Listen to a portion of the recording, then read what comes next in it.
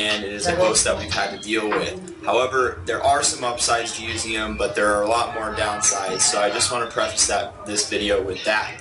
But let's get straight into it. There's a few reasons that I do like Godaddy. They're not the worst host in the world. I just think that there are a lot better hosts that you can choose if you're contemplating finding a new host or not, or if you're jumping into web hosting for the first time.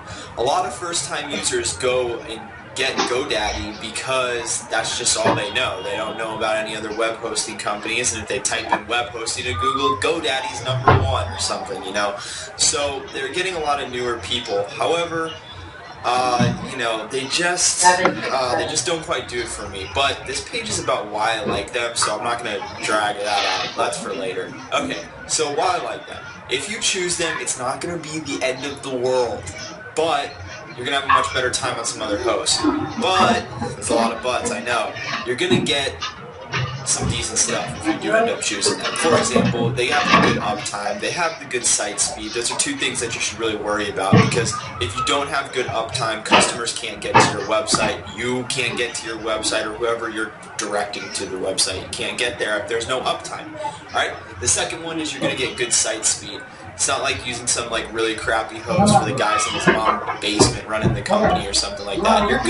Your sites are gonna load fast. You're gonna be happy with the load times. Okay. The third one is you get a one-click install application. So what I mean by this is there's a bunch of platforms out there that you can use to make your website. So for example, WordPress is very popular. That is what all of our clients are on. That's how I make all of my websites. It's by far the easiest way. So to be able to go in there and just click one button and have WordPress installed is very helpful. Okay, the last one is, believe it or not, they actually have some competitive pricing. So you're going to find that out of all of the big hosts like GoDaddy, Bluehost, DreamHost, HostGator, all of those guys, they're going to have pretty similar prices. So it's not like GoDaddy's stealing from you as far as how much you're paying for monthly hosting. There are cheaper options out there though. There are a few reasons why I absolutely hate Godaddy, okay? First of all, they have a very confusing backend. So when you log into the web hosting, they basically like customize their own backend of the web hosting portion instead of just using the simple cPanel like everyone else uses. Okay, so they have something like proprietary to them as far as the backend goes, and it's really confusing. Even me, someone who logs in all the time and manages the web hosting on our GoDaddy account, it's still confusing to me. Get out of my way, freaking like fly that just flew in front of my face, like fuzzy or something. Alright, anyways.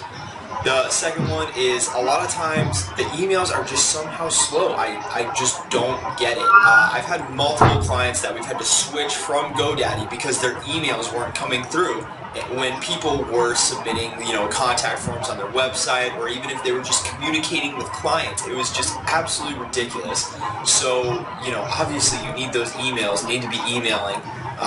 If you're a business, or even if you're, you know, a personal website and you use that email as your go-to email, it needs to freaking work, okay? So we just pulled them off and put them on HostGator, and then everything ended up being okay. Alright, the next point, the support is not that great, okay? I always found that they always like to just redirect you to a video. They'll be like, hey, we made this video here and go do it.